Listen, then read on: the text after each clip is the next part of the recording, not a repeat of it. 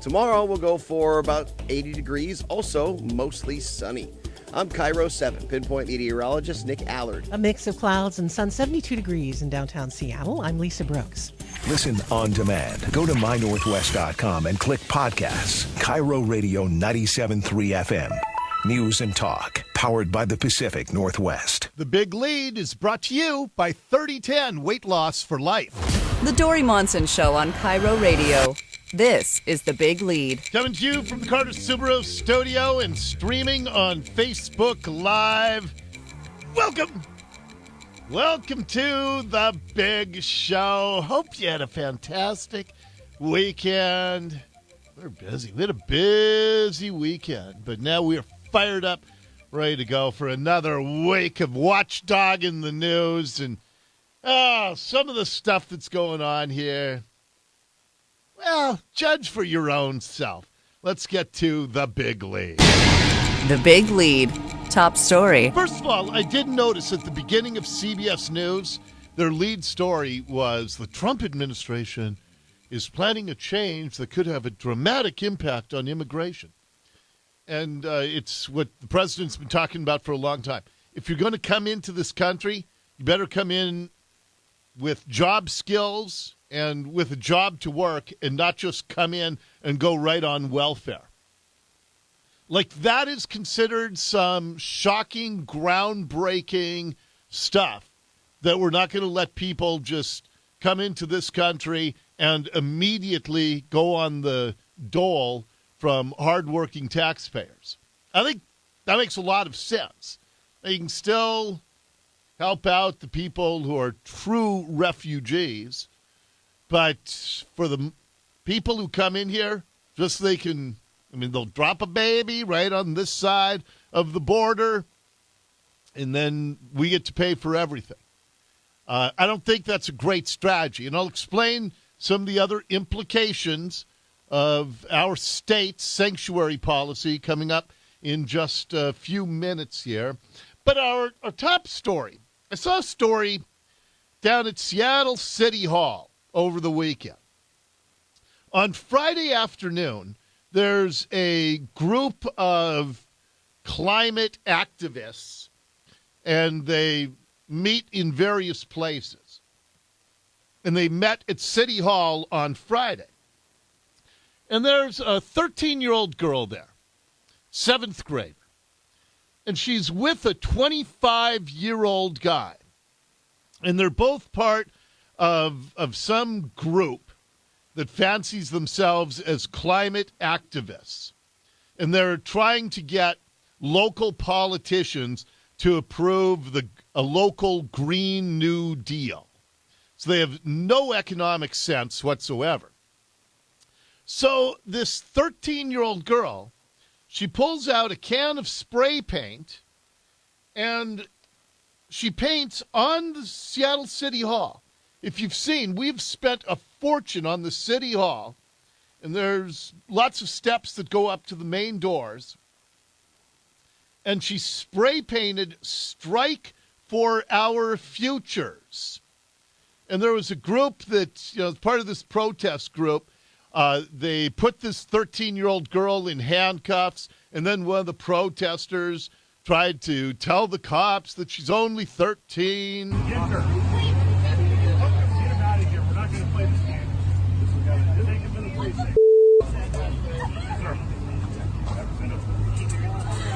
So I think that's the 13-year-old girl. It's somebody in that video. What the F? And then she says the F word because she has just defaced with permanent spray paint Seattle City Hall. Spray paint, man. Sit it down. And then she's sobbing.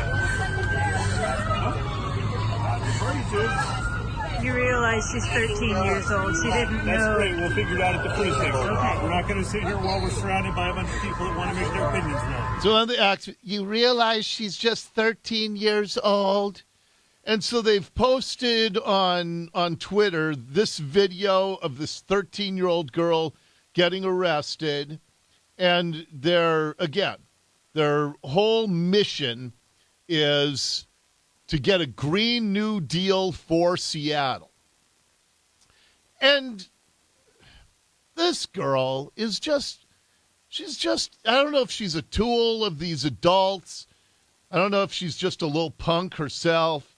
But KIRO 7, they reported on this as well. It was a 13-year-old girl in handcuffs after Seattle City Hall was vandalized. But witnesses blame today's incident on an unfortunate mishap.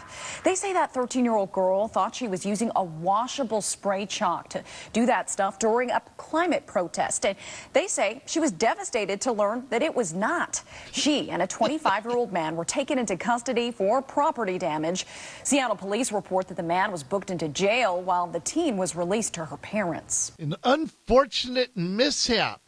She thought it was washable, but it was permanent paint that she used in gigantic letters sprawling over about 10, 12 feet. Strike for our future!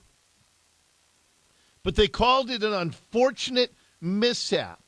And on the Facebook page, or the Twitter page where they posted this, they said the same thing. Unfortunate mishap.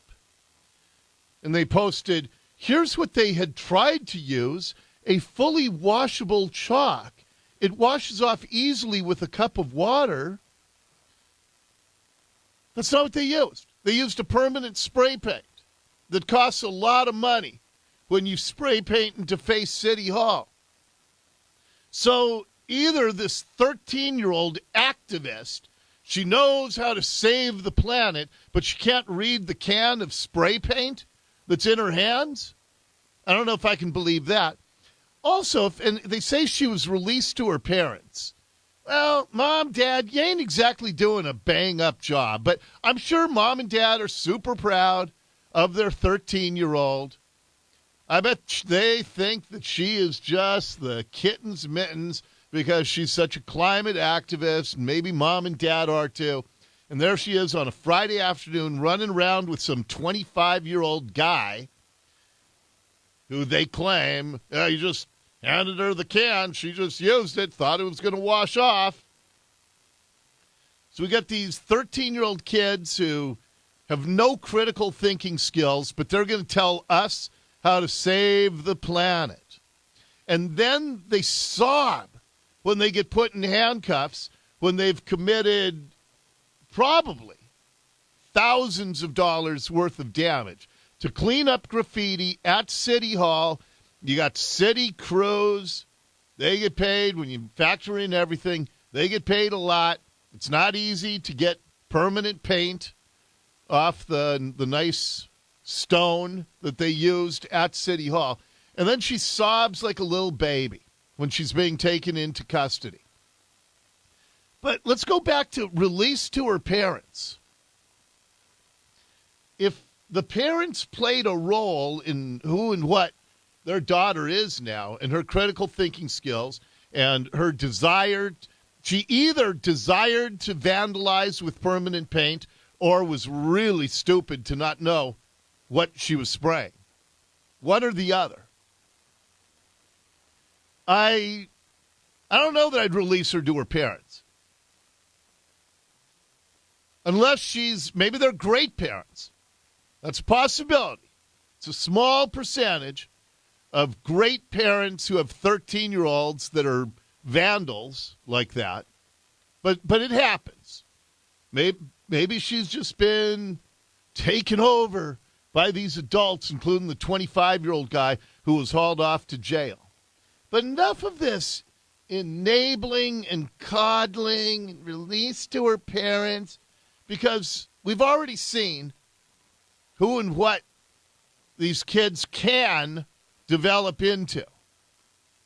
And maybe it's time to just crack down a little bit on all this mindless, but because it's in the name of climate activism, she'll get treated with kid gloves because all the politicians are firmly on board with this girl. It's amazing. Next up in the big lead. The Big Lead, Big Local. We are following two murder stories. One we told you about on Friday down in Lakewood, where a barbershop owner that was just as beloved as a community member can get. She was 57 years old, Pyong Sun Ryan. She was very generous with the military community that is so big down in Parkland, and everybody seemed to know and love her. There was a growing memorial over the weekend. We now have seen the charging papers. 40-year-old Angel Manuel Martinez, aggravated first-degree murder. And what we know from these charging papers is the police believed he had been smoking meth, tried to carjack vehicles in the middle of this crime binge that then included going into this barbershop and murdering this beloved woman. And then he took her keys, locked the door behind him so her body would be locked inside to delay them finding her by a couple seconds or minutes, I guess. We are, based on some tips we've gotten, we are looking into the immigration status of the perp in this case. Very difficult because we're a sanctuary state, and we're told by all politicians that in sanctuary states, they don't ask, they don't care, but then they tell us that the crime rate is incredibly low, even though they have no stats because they don't ask immigration status. But we have gotten a couple of very credible tips, and we do have the inquiry out on that, as well as there's a manhunt in Prosser where a man is accused of killing his wife, Silvestre Rojas Fuentes. He was on the run in a 1989 Ford Bronco, red, Washington license plate, B as in boy, BAP 2794, red Ford Bronco with a cream-colored top. Authorities are looking for him, but there are law enforcement sources there who also say we should look into immigration status. Now, if that's the case, if we have 2 more murders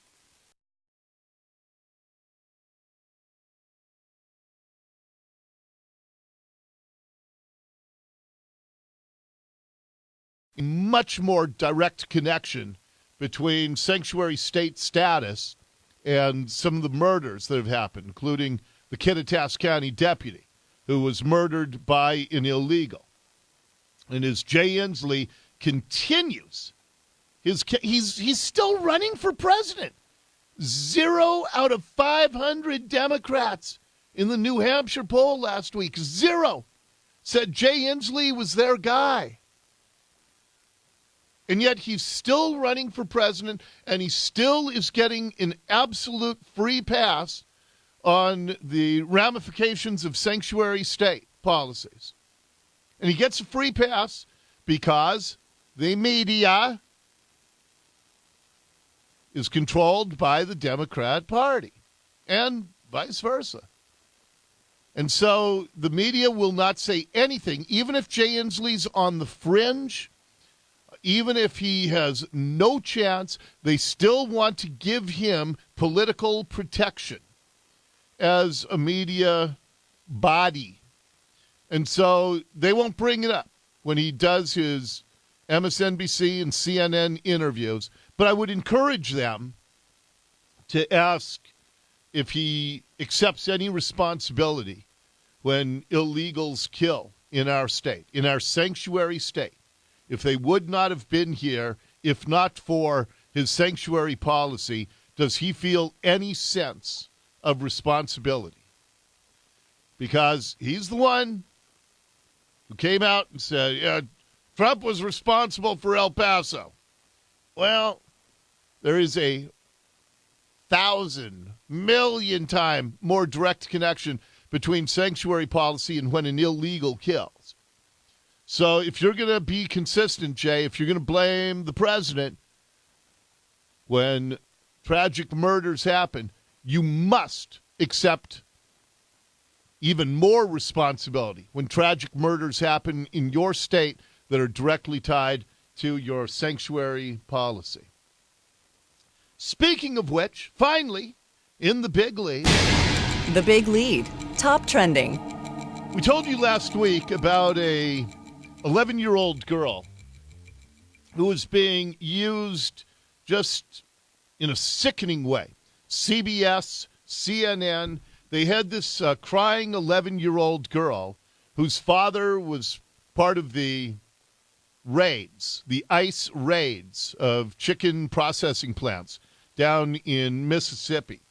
And so CBS, CNN, they found this 11-year-old girl whose father was arrested, and they couldn't wait to put this crying girl on television. Government, please put your heart. Let my parents be free with everybody else, please. Magdalena Gomez Gregorio pleaded for the return of her dad, one of hundreds of undocumented immigrants rounded up Wednesday by Immigration and Customs Enforcement.